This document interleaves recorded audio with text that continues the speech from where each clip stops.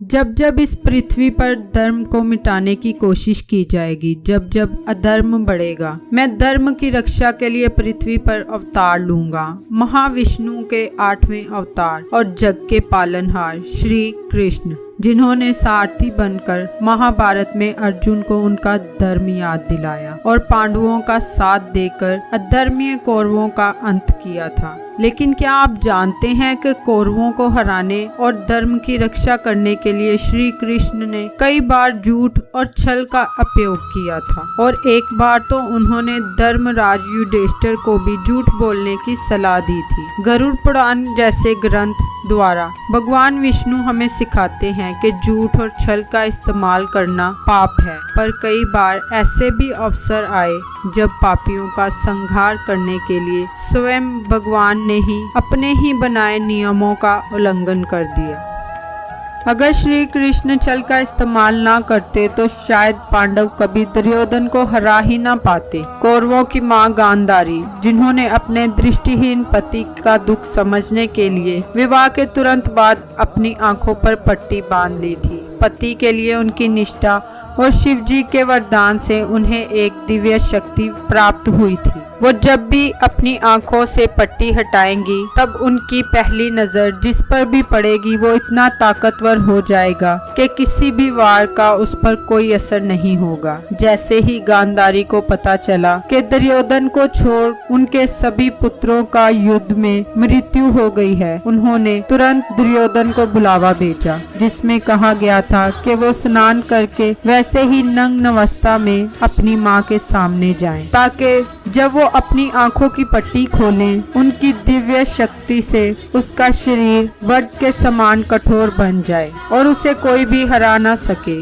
लेकिन उससे पहले कि दुर्योधन अपनी मां के आदेश का पालन करता, श्री कृष्ण उससे मिले और उन्होंने अपने चतुर शब्दों से दुर्योधन के मन में शंका पैदा कर दी। उन्होंने दुर्योधन से कहा, तुम्हारी माँ तुम्हें जीवन में पहली बार देखने वाली है और तुम इतने बड़े होकर ऐसी व्यवस्था में उनके सामने जाओगे। कम से कम अपने निचले शरीर को तो ढाक दो। दुर्योधन ने कृष्ण की बात मान ली और एक वस्त्र को कमर पर बांधकर वो गांधारी से मिलने चले गए। लेकिन जैसे ही गांधारी ने उसे देखा वो क्रोधित हो गई। दुर्योधन समझ गया कि श्री कृष्ण ने उसके साथ छल किया था, लेकिन तब तक बहुत देर हो चुकी थी।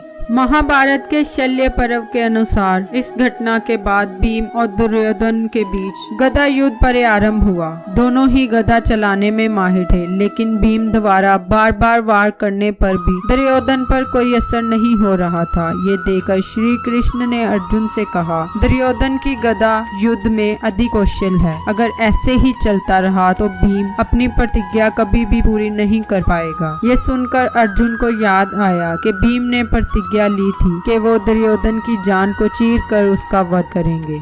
अर्जुन ने भीम की तरफ देखा और अपनी बाईं जांघ पर हाथ मार के इशारा किया। भीम अपने भाई का इशारा समझ गए और उन्होंने अपनी गदा से दुर्योधन की जांघ पर वार करना शुरू किया। बार बार हुए गदा के वार से दुर्योधन की जांघ फट गई और कुछ समय में दुर्योधन ने अपनी आखिरी सांस ली। महाभारत के युद्ध का 17वां दिन पांडव राजकुमार अर्जुन और सूर्यपुत्र कर्ण का सामना हुआ और फिर अर्जुन ने कुरुक्षेत्र के एक अहम नियम का उल्लंघन कर दिया। लेकिन क्या आप जानते हैं कि इस घटना के पीछे भी श्री कृष्ण की ही लीला थी। कर्ण ही एक ऐसा योद्धा था जो अर्जुन का सामना कर सकता था, इसीलिए सबकी नजरें कर्ण और अर्जुन के युद्ध पर थी। कर्ण और उनका बेटा वृषसेन एक एक कर पांडवों की सेना का संहार कर रहे थे और जैसे ही वो अर्जुन के सामने आए, वृषसेन ने अर्जुन पर हमला कर दिया। इस लड़ाई में अर्जुन ने बाण चलाकर वृषसेन के दोनों हाथ और सर को धड़ से अलग कर दिया।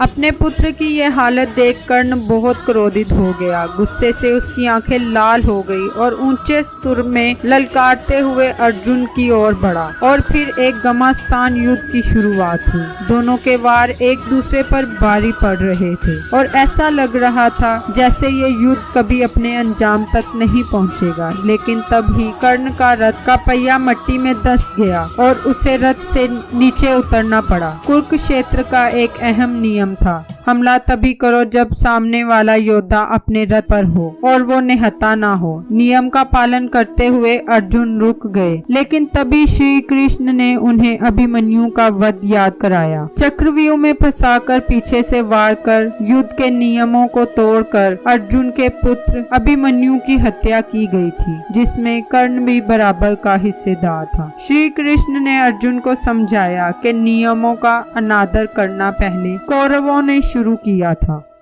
अब इन्हें नियमों की चिंता किए बिना अपने धर्म पर ध्यान देना चाहिए। श्री कृष्ण की बात मानकर अर्जुन ने बाण चलाया और युद्ध भूमि में निहत्थे खड़े कर्ण पर वार कर दिया।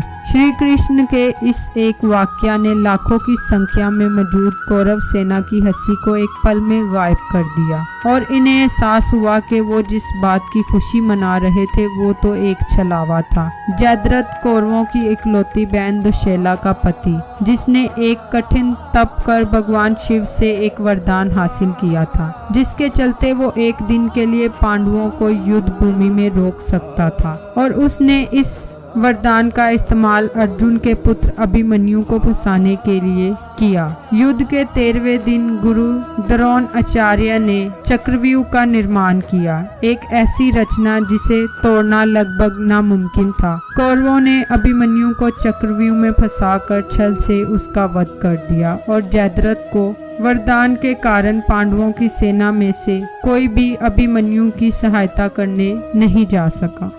पुत्र शोक में डूबे अर्जुन को जब पता चला कि जयद्रथ के कारण ही उनके पुत्र की मृत्यु हुई है, तो उन्होंने ये प्रतिज्ञा ली थी कि वो अगले ही दिन सूर्यास्त से पहले जयद्रथ का वध कर देंगे, और अगर वो ऐसा करने में नाकाम रहे तो खुद अपने प्राण त्याग देंगे। अर्जुन की इस प्रतिज्ञा को कौरव एक सुनहरे मौके की तरह देख रहे थे। वो चाहते थे कि अर्जुन की यह प्रतिज्ञा किसी भी हालत में पूरी ना हो, ताकि अर्जुन अपने आप रास्ते से हट जाएं और कौरवों की जीत हो। इसीलिए उन्होंने जयद्रथ को छुपा दिया और उसे सुरक्षित करने में पूरी की पूरी सेना लग गई। युद्ध के मैदान में कौरव सेना को नष्ट करते हुए अर्जुन आगे बढ़े, लेकिन सूर्यास्त में कुछ ही समय बचा था और अभी भी हजारों की संख्या में कौरव सेना जयद्रथ को बचाने के लिए तैनात थी। तब श्री कृष्ण ने अपना सुदर्शन चक्र को आसमान की तरफ भेजा और उससे सूर्य को ढक दिया। अचानक सूर्य की रोशनी मध्यम हो गई और सूर्य आसमान से गायब हो गया और सबको लगने लगा कि सूर्यास्त हो गया है। कौरव सेना भी जश्न मनाने लगी और जयद्रथ अर्जुन के सामने आकर हंसने लगा और कौरव खुशी मना ही रहे थे कि अचानक सुदर्शन चक्र हट गया और सूरज की किरणें सभी दिशाओं में फैल गई और आसमान में चमकते सूर्य को देख अर्जुन ने पूरी कौरव सेना के सामने जयद्रथ का वध कर अपनी प्रतिज्ञा पूरी की। पांडवों के बड़े भाई धर्मराज युधिष्ठिर, जो हमेशा धर्म और सच्चाई के रास्ते पर चलते हैं, सभी जानते हैं कि चाहे आकाश पाताल एक हो जाए, युधिष्ठिर कभी झूठ का साथ नहीं देंगे। लेकिन एक समय ऐसा भी आया जब श्री कृष्ण ने युधिष्ठिर को झूठ बोलने की सलाह दी।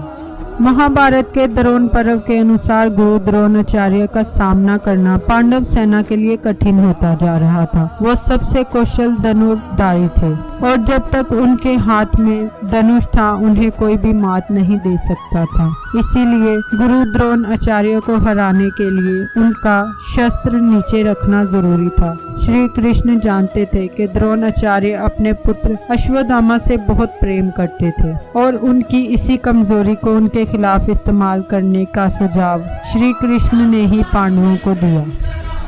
युद्ध के दौरान सेना में मौजूद एक हाथी पागल हो गया और यहाँ वहाँ भागकर सबको कुचलने लगा। श्री कृष्ण ने भीम से पूछा, क्या तुम्हें इस हाथी का नाम पता है? भीम ने कहा, हाँ, उसका नाम अश्वत्थामा है। कृष्ण मुस्कुराए और भीम उनकी मुस्कुराहट का मतलब समझ गए। कुछ ही देर में उन्होंने उस पागल हाथी का वध कर दिया और द्रोणाचार्य के सामने जाकर जोर से ऐलान किया, अश्वत्थामा मारा गया, अश्वत्थामा मारा गया। ये सुन द्रोणाचार्य द्रोणाचार्य का मन दुख से विचलित हो गया, लेकिन वो अपने बेटे का पराक्रम जानते थे। वो जानते थे कि कोई भी उसे इतनी आसानी से मार नहीं सकता। इसीलिए अपने मन को शांत करने के लिए उन्होंने धर्मराज युधिष्ठिर से पूछा, क्या अश्वत्थामा सच में मारा गया है? द्रोणाचार्य जानते थे कि वो सिर्फ युधिष्ठिर की बात पर ही विश्वास कर सकते हैं, क्योंकि युधिष्ठिर कभी भी झूठ नहीं बोलते, पर युधिष्ठिर स्वयं जूझ रहे थे। उन्हें श्री कृष्ण ने समझाया था कि ये एक ऐसी परिस्थिति है जिसमें झूठ बोलकर ही वो धर्म युद्ध में जीत हासिल कर सकते हैं और धर्म की पुनर्स्थापना कर सकते हैं। द्रोणाचार्य ने फिर से पूछा, धर्मराज, क्या अश्वत्थामा मारा गया? अपने दुविधा भरे मन से संघर्ष करते हुए युधिष्ठिर ने कहा, हाँ, और फिर जानबूझकर धीमे स्वर में बोले, अश्वत्थामा नाम का हाथी मारा गया। लेकिन द्रोणाचार्य ने सिर्फ हाँ सुनकर ही दुखी होकर अपना शस्त्र जमीन पर फेंक दिए और युद्ध भूमि पर बैठकर विलाप करने लगे। जैसे ही द्रोणाचार्य ने अपने शस्त्र फेंके, द्रौपदी के भाई ने उनका सर धड़ से अलग कर उनका वध कर दिया और इसी के साथ कौरव सेना के सबसे कौशल धनुर्धारी का अंत हो गया। तो ये थी महाभारत से जुड़ी कुछ ऐसी घटनाएं जिसमें हमारे नटखट श्री कृष्ण की लीला नजर आती है। श्री कृष्ण के लिए धर्म की रक्षा करना सबसे ज्यादा जरूरी था, फिर चाहे कभी कभी छल ही क्यों ना करना पड़े। और आप ही सोचिए, अगर श्री कृष्ण ऐसा ना करते तो क्या धर्म की जीत हो पाती? अधर्मी कौरवों को रोकने का कोई और तरीका हो सकता था? पांडव कभी धर्म की रक्षा करने में कामयाब हो पाते? आपको क्या लगता है? हमें कमेंट में जरूर बताएं। जय श्री बाल गोपाल।